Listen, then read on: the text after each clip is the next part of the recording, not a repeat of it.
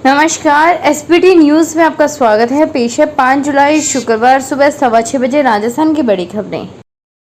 UP के हाथरस में हुई भगदड़ के तीसरे दिन पुलिस ने गुरुवार को 6 लोगों की गिरफ्तारी की। आईजी रेंज अलीगढ़ शरद माथुर ने प्रेस कॉन्फ्रेंस कर बताया, गिरफ्तार सभी 6 आरोपी आयोजन समिति के सदस्य हैं।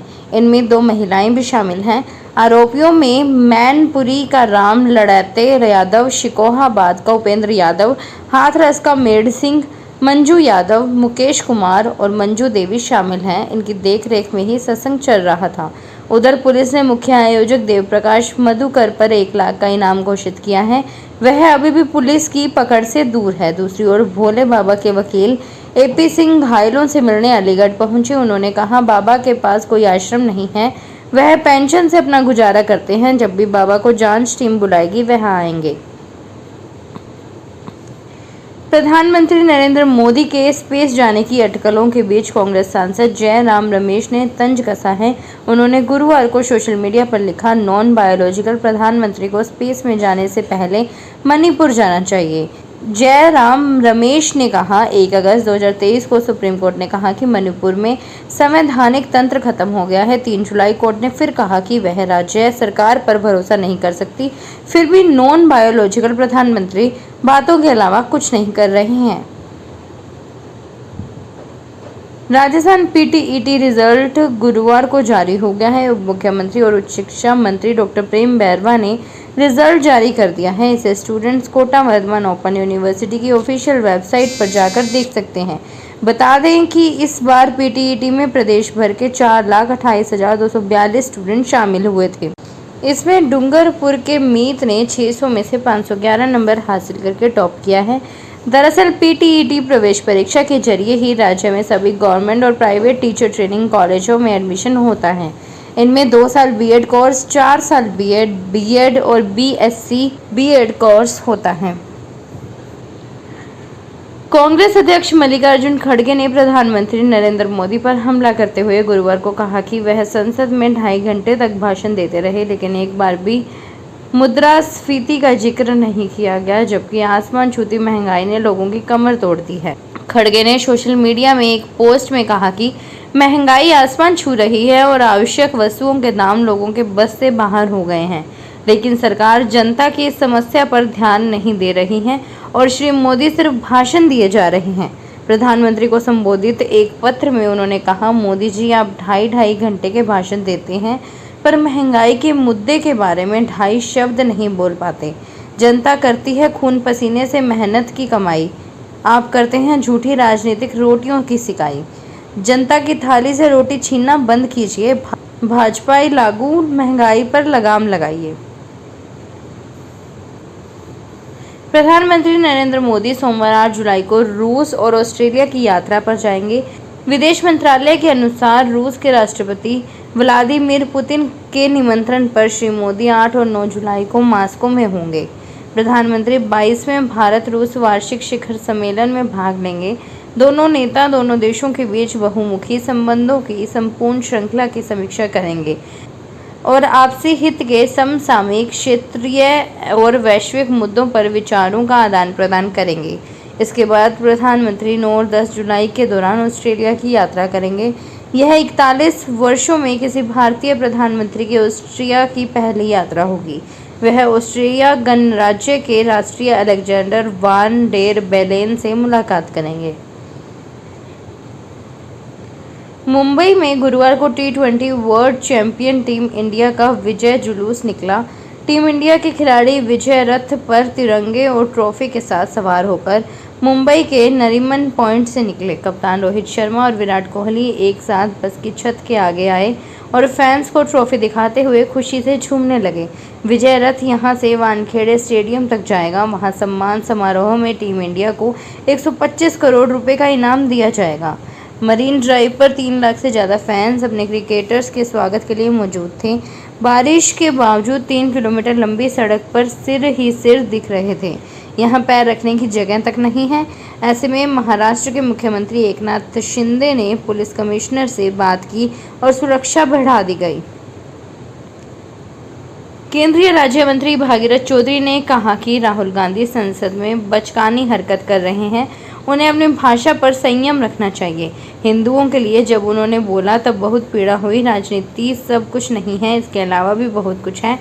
इंसानियत और मानवता को कभी खोना नहीं चाहिए। केंद्रीय राज्य मंत्री भागीरथ चौधरी गुरुवार को अजमेर पहुंचे थे।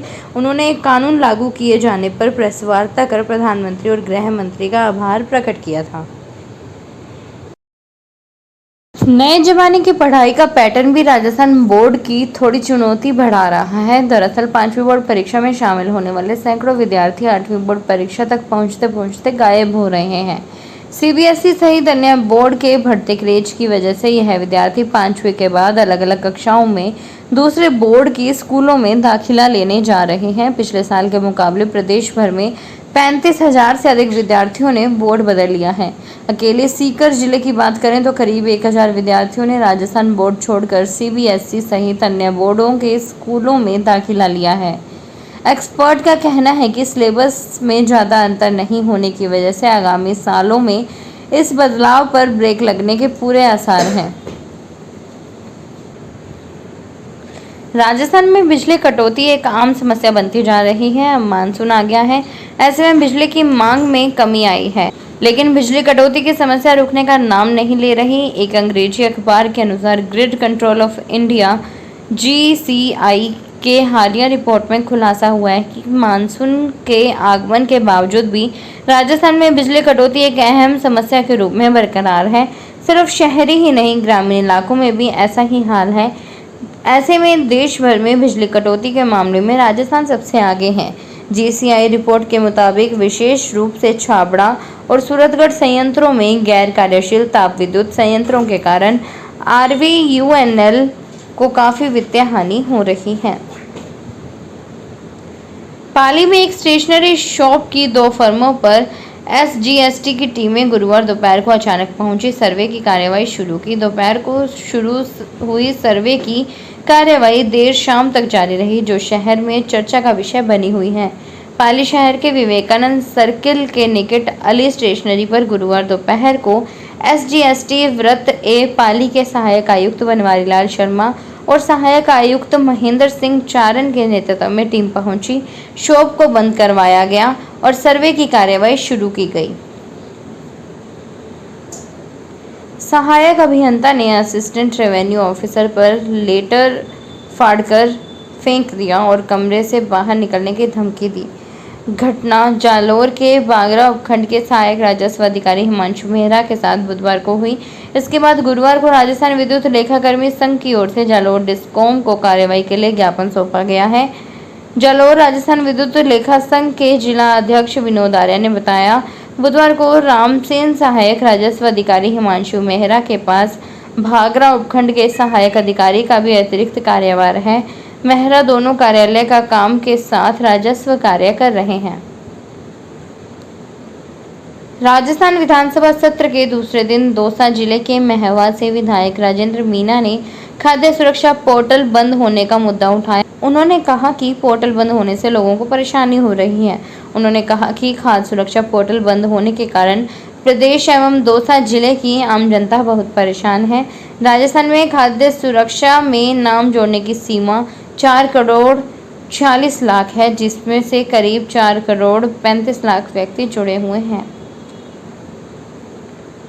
कोर्ट के आदेश पर झालावाड़ नगर परिषद आयुक्त कार्यालय पर कुर्की की कार्रवाई की गई। नगर परिषद झालावाड़ की ओर से एक आवेदक को आवासीय योजना में प्लाट नहीं देने और उससे नगर परिषद के अधिकारियों के बदसलूकी करने पर कोर्ट ने यह आदेश दिया। कोर्ट कर्मचारियों ने सभी दस्तावेज पूर्ण करने के बाद नगर परिषद आयुक्त कार्यालय के गेट पर और नगर परिषद के गेट पर अदालत से जारी किए कुर्की के आदेशों को चस्पा किया। फरियादी शमीम आलम ने बताया कि उनकी ओर से लंबे समय पूर्व नगर परिषद की ओर से जारी की एक आवासीय योजना में आवेदन किया गया था। इस योजना में नगर परिषद ने सभी आवेदकों को प्लाट देने की बात कही गई थी, लेकिन शमीम आलम को प्लाट नहीं मिला। राजस्थान टेक्निकल यूनिवर्सिटी कोटा का दीक्षांत समारोह 6 जुलाई को यूनिवर्सिटी कैंपस में होगा। समारोह की अध्यक्षता राज्यपाल कलराज मिश्र करेंगे। अतिथि के रूप में अखिल भारतीय तकनीकी शिक्षा परिषद के अध्यक्ष प्रोफेसर टी.जी. सीताराम मौजूद रहेंगे। समारोह में साल 2022-2023 के पास आउट विद्यार्थियों को डिग्रियां दी जाएंगी। यूनिवर्सिटी के कुलपति प्रोफेसर एस.के. सिंह ने बताया, यूनिवर्सिटी के 13वें दीक्षांत समारोह में कुल 18,257 विद्यार्थियों को डिग्रियां प्रदान की जाएगी, जिनमें 14,116 छात्र और 4,141 छात्राएं हैं, जबकि 2 कुलाधिपति पदक, 2 कुलपति स्वर्ण पदक और विभिन्न ब्रांचों में मेरिट आने वाले 44 विद्यार्थियों को स्वर्ण पदक दिए जाएंगे। जालोर जिला प्रशासन और स्वास्थ्य विभाग की ओर से मिशन स्वस्थ बचपन अभियान की शुरुआत गुरुवार से हुई। अभियान के तहत टीकाकरण से वंचित 9 माह से 5 वर्ष तक के बच्चों का टीकाकरण किया जाएगा। जिला कलेक्टर पूजा पार्थ ने बच्चों को वैक्सीन पिलाकर अभियान की शुरुआत की। मुख्य चिकित्सा एवं स्वास्थ्य अधिकारी डॉक्टर रमाशंकर भारती ने बताया, जिला कलेक्टर पूजा पार्थ के निर्देश के अनुसार जिले में टीकाकरण से वंचित बच्चों का अभियान के तहत टीकाकरण किया जाएगा। अभियान 4 जुलाई से 11 जुलाई 2024 तक चलेगा। फिलहाल खास खबरों में इतना ही। ताजा खबरों की जानकारी के लिए देखते रहिए एसबीटी न्यूज़। धन्यवाद।